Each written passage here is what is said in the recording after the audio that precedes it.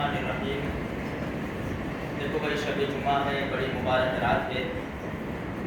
نبی کریم صلی اللہ علیہ وسلم نے فرمایا جس نے جمعہ کے دن سورہ کہف پڑھی اس ہفتے میں اگر دجال نکل جاوے تو اللہ اس کے فتنے سے بھی حفاظت کرے گا۔ تو ہم اپنی ذمہ داری سمجھ کے 15ویں پارہ میں سورہ کہف ہے تلاوت کر لیں، انشاءاللہ بہت بڑا فائدہ ہوگا۔ دوسرے نمبر کے اوپر ہے سورہ دخان 25ویں پارے میں صرف 3 رکوع ہے۔ نبی کریم صلی اللہ علیہ وسلم نے فرمایا جس نے جمعہ کے دن سورہ دخان پڑھی اللہ اس کے لیے جنت میں محل بنائے گا۔ اور تیسرے نمبر کے اوپر درود شریف ہے، وہ تو ہمیں پڑھنا ہی پڑھنا ہے، چلتے پھرتے اٹھتے بیٹھتے درود شریف پڑھا کریں۔ اور دیکھو آج الحمدللہ 7 چاند ختم ہوئے، 8ویں چاند میں ہم داخل ہو گئے۔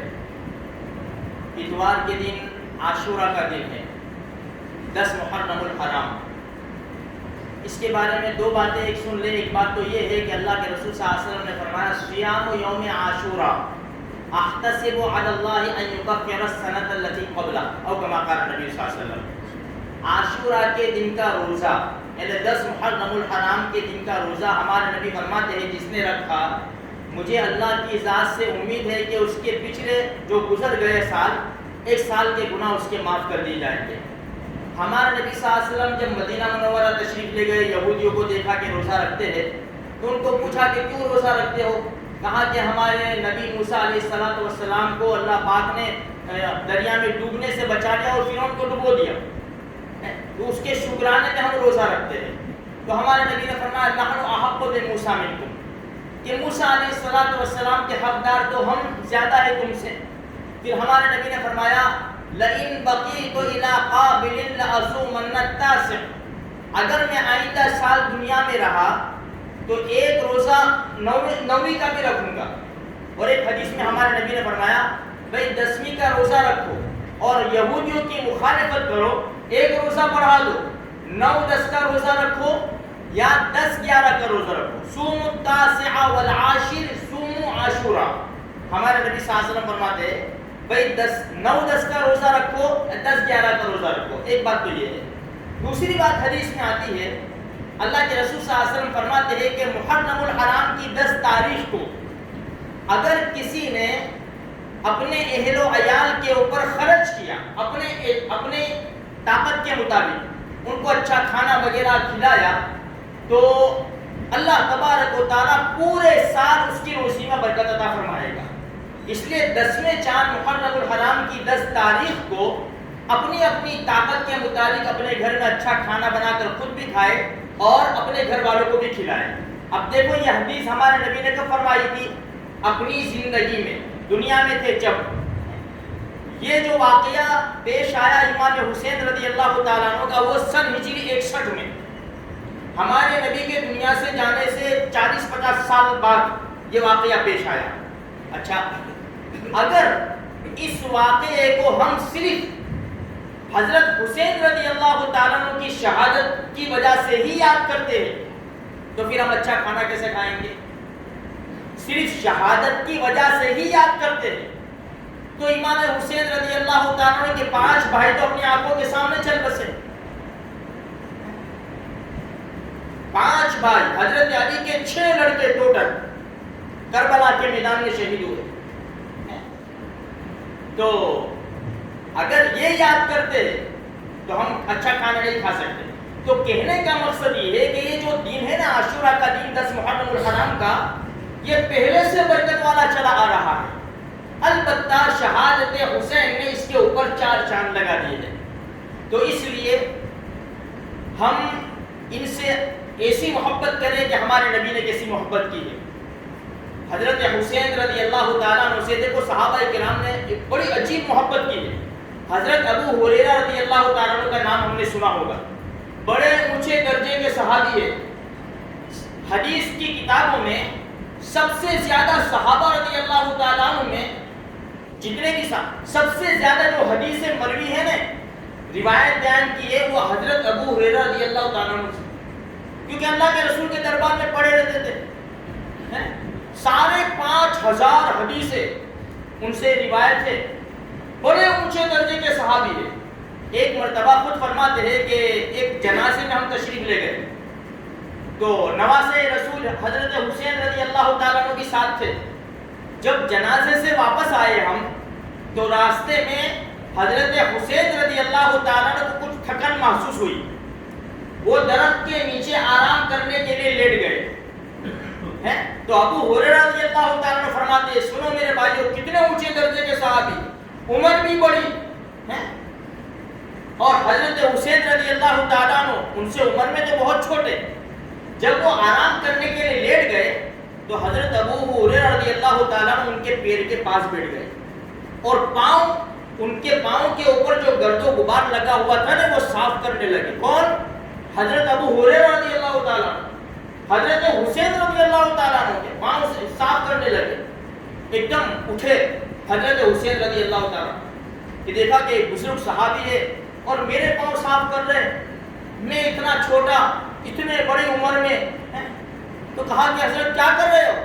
تو ابو ہریرہ رضی اللہ تعالیٰ فرماتے ہیں مجھے اپنا کام کرنے دو, مجھے اپنا کام کرنے دو.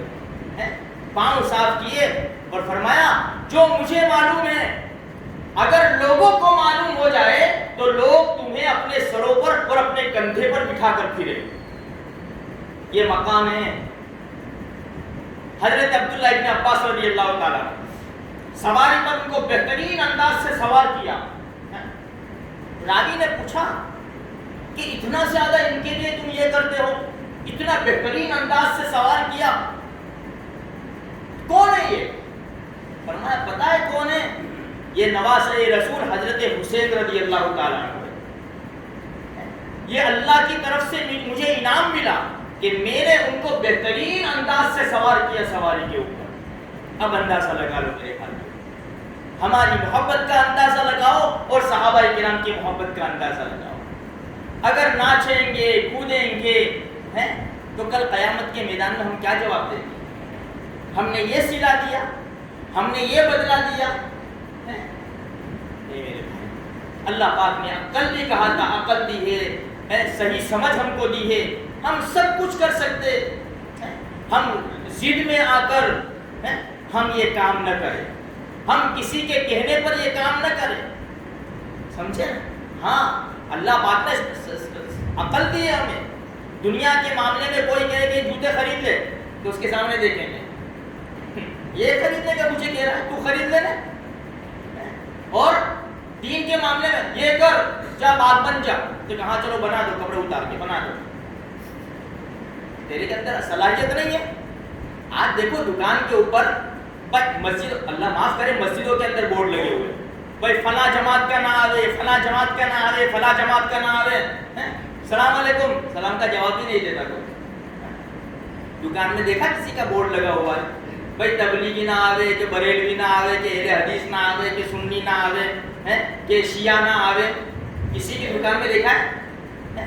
مسجد میں آئیں گے نا تو کون آ گئے, ہر مسجد کا ہر ممبر دیکھے گا کون آئے. دکان پہ آؤ بھیا, آؤ. دکان میں بلاتے ہیں نا, کیا فائدہ اپنا ہے, دین کا فائدہ کوئی نہیں دیکھتا. دیکھو آج ماحول تو دیکھو, میں ایسے تھوڑی بول لیتا ہوں. ایک دوسرے کی مسجد میں ہم نے مسجد الگ بنا لی ہے. وہ دعویٰ کیا ہے؟ امام حسین کے عاشق ہیں ہم لوگ, اللہ کے رسول کے عاشق ہیں. تم نے کیا کیا؟ تم نے تو یہ امت کو ٹکڑے ٹکڑے کر کے بانٹ دیا. نبی نے تو اس امت کو جوڑا تھا, خون پسینہ ایک کر کے جوڑا تھا اس امت کو نبی نے. ہر کلمہ پڑھنے والا بھائی, ایک بات میں آپ کو سناؤں, ہمارے نبی نے کیا فرمایا پتہ ہے؟ تم جس کو مسجد میں آتا جاتا دیکھو اس کے ایماندار ہونے کی گواہی دو. ہے یہ حدیث میں, جس کو مسجد میں آتا جاتا دیکھو اس کے ایماندار ہونے کی گواہی دو. اب کوئی مسجد میں جا رہا ہے, دیکھو چلا, ان کے سلام کا جواب بھی نہیں دینے کا, یہ تو اچھا. اب نبی فرما رہے ہیں جو مسجد میں آتا جاتا ہو اس کے ایماندار ہونے کی گواہی دو. اب تیری بات مانوں یا میرے نبی کی بات مانوں؟ سوچو میرے بھائیو, سوچو, میری باتوں میں بھی سوچو. میں تو یہ کہتا ہوں, ساتھ کہتا ہوں. ہاں, اس لیے اللہ پاک نے عقل دی ہے. زندگی بہت تھوڑی ہے, ہم اللہ کے حکم میں اور پیارے نبی کے طریقوں میں لگا لو میرے بھائیو. نمازوں کی پابندی کرو, یہ ادھر ادھر نہ پڑھو.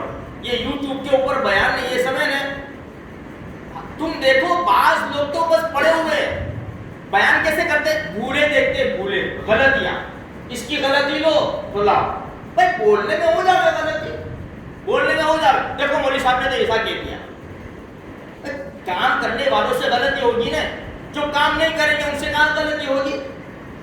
تو خیر میرے بھائیوں، اللہ پاک نے سب کو صحیح سمجھ دی ہے، عقل دی ہے، یہ ماحول بڑا نازک ہے، اپنے دین کی، اپنے ایمان کی حفاظت کرو ہیں، اور نمازیں پڑھو، قرآن کریم کی تلاوت کرو، ذکر کرو، چلتے پھرتے اٹھتے بیٹھتے درود شریف پڑھو، یہ سب کریں گے تو ہماری آخرت بنے گی، ورنہ ہماری قبر میں کوئی سونے نہیں آئے گا۔ اتنے ایسا دوست کہ خالی سونے کے ٹائم پہ جدا ہوتے ہیں، وہ بھی منہا خلقناکم وفیہا نعیدکم ومنہا نخرجکم تارۃ اخری، کیا ہوا ہے؟ کبھی یاد آیا تو 3 مرتبہ قل ھو اللہ پڑھ لیں گے، سمجھے نا؟ ہر ایک کو اپنے اعمال کرنے ہیں، لنا اعمالنا ولکم اعمالکم، اللہ پاک مجھے آپ کو کہیں سنی باتیں کے اوپر عمل کرنے کی توفیق عطا فرمائے۔